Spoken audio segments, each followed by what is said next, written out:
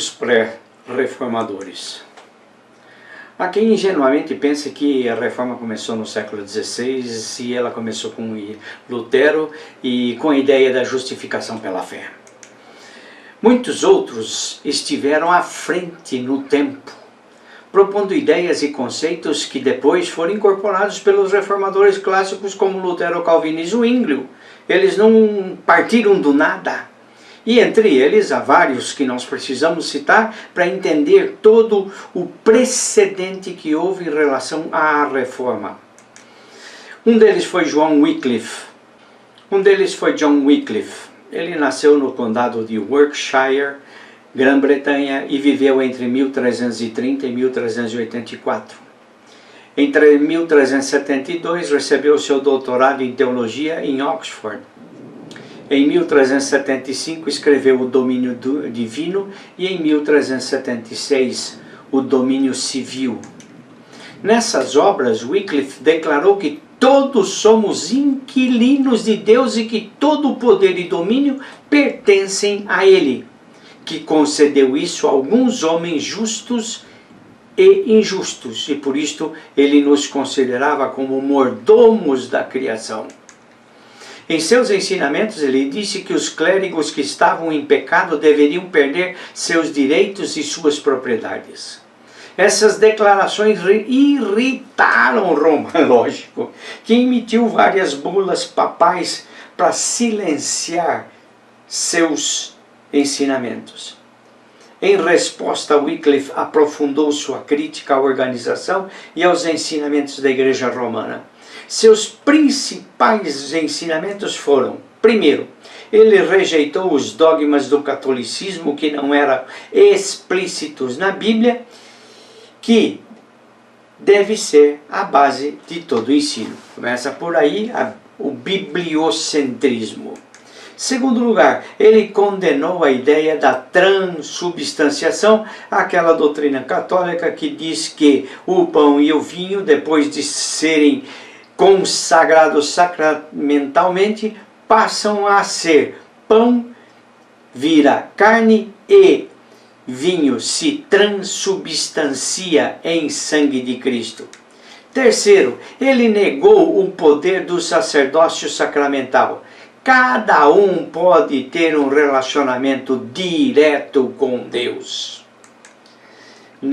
Quarto, ele negou a eficácia da missa, dizendo que a estrutura sacramental da igreja impedia a adoração verdadeira. Perceba aí certas colocações que eles estavam fazendo e que começavam a minar a Igreja Católica e seu poder. As ideias de Wycliffe, ele continuava ainda afirmando coisas como ele negou a confissão auricular, aquela que você tem que ir lá e fazer no confessionário e na orelha do padre. Condenou a veneração das imagens. Negou o purgatório e o celibato, que era uma fonte de renda para a igreja. O purgatório porque todo o tempo tinham que estar sendo celebradas missas pagas, deve-se dizer, para tirar os sujeitos do purgatório, e o celibato, que era para não mais distribuir propriedades aos filhos dos padres. E começou a tradução da Bíblia para o inglês, que só conseguiu ser completada por seus discípulos após sua morte. Ele morreu em 1834. E em 1831 houve uma revolta camponesa na Inglaterra. A Igreja Romana, a fim de encontrar erros em Wycliffe, acusou-o de contribuir para o levante. Em 1382 ele se mudou para a sua paróquia em Lutterworth, onde morreu em 1000. Veja, até o final da vida ele teve seus problemas e suas perseguições por parte da Igreja Católica, e tinha as razões para que a Igreja se levantasse contra ele. Não estou dizendo que as razões eram reais, mas que haviam motivos que levavam a Igreja a fazer isto. E os seguidores de Wycliffe se chamavam Lollardos e foram caçados e exterminados. No entanto, estes Lollardos influenciaram João Hus, e através dos hussitas sua mensagem prevaleceu. João Hus agora.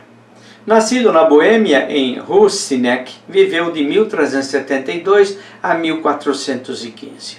Em 1398, ele foi consagrado ao sacerdote e começou a lecionar na Universidade de Praga. Teve a influência de Wycliffe e de outros reformadores tchecos como Mateus de Janov. Ele foi pregar na Capela de Belém, em Praga, em 1402.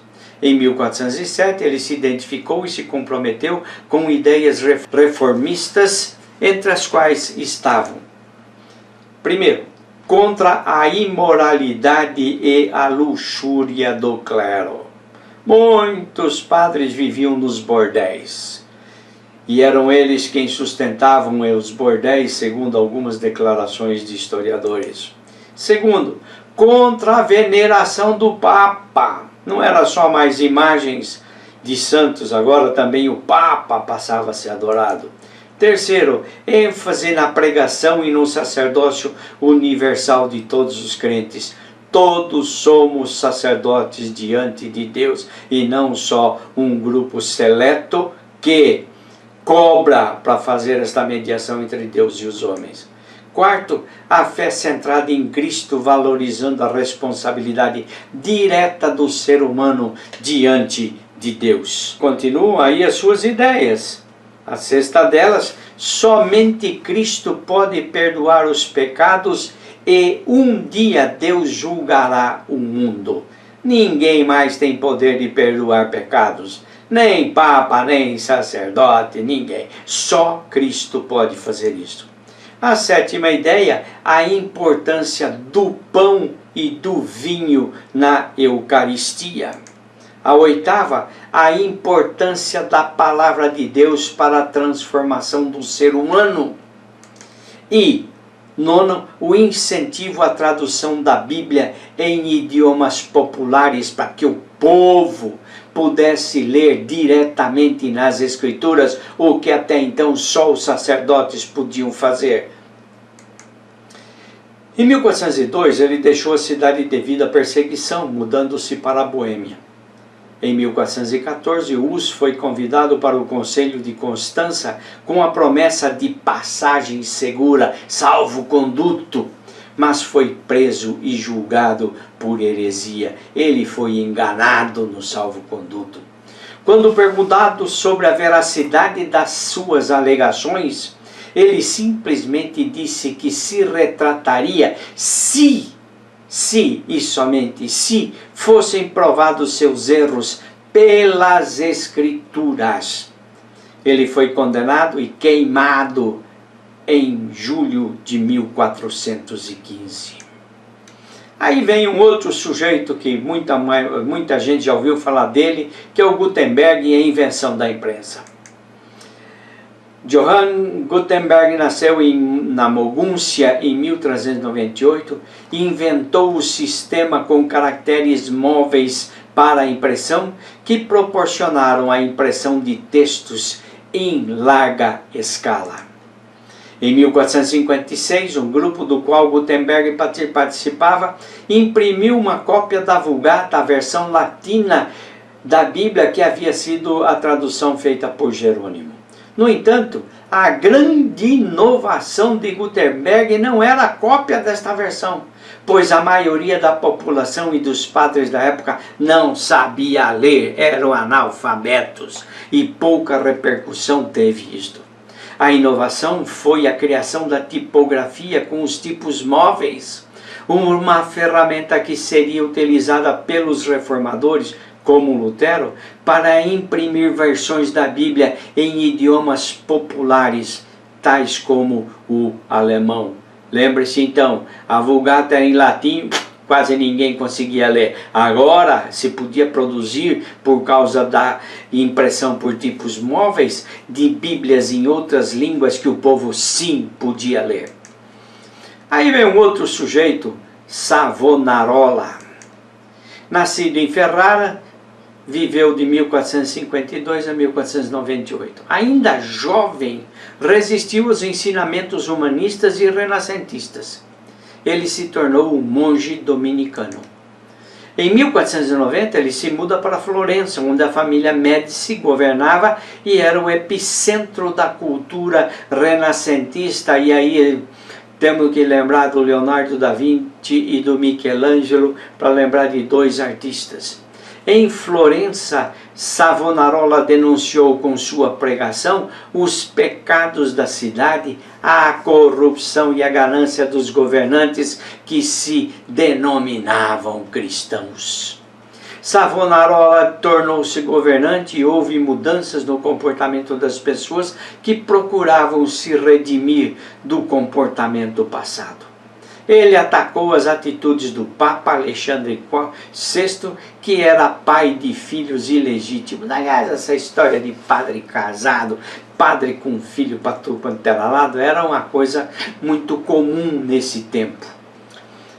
Ele denunciou a corrupção na hierarquia católica. E em 1495 o Papa proibiu Savonarola de pregar e ele obedeceu. Um ano depois, pensando que estava arrependido, o Papa permitiu que ele voltasse a pregar. Mas Savonarola novamente atacou a corrupção na Igreja Católica.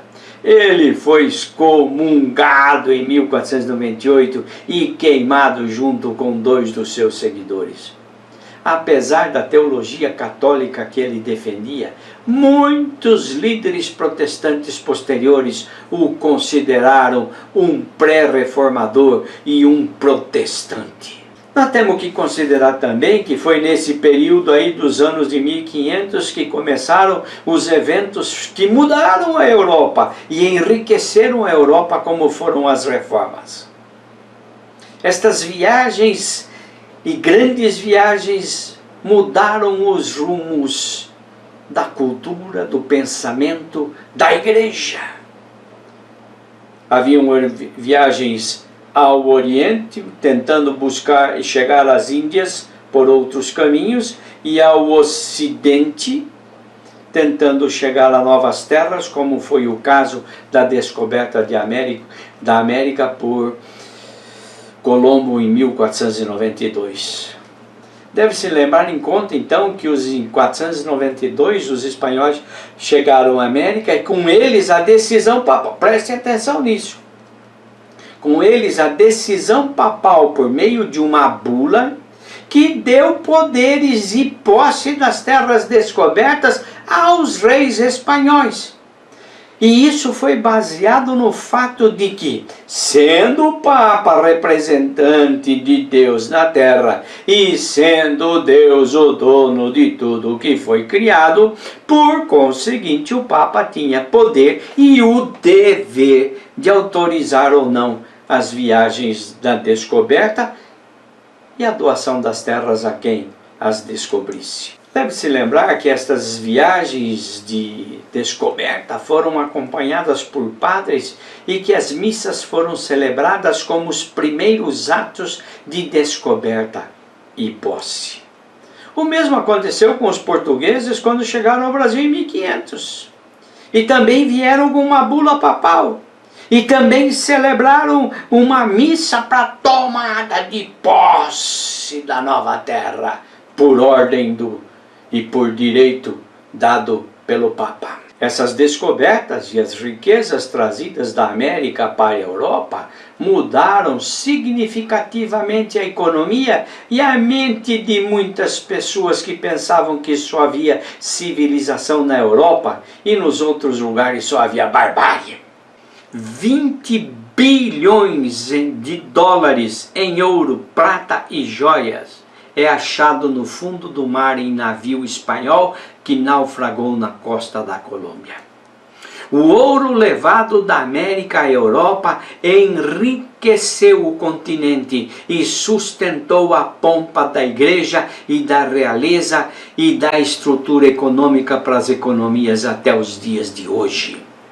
Palácios foram construídos com o ouro retirado com sangue da América.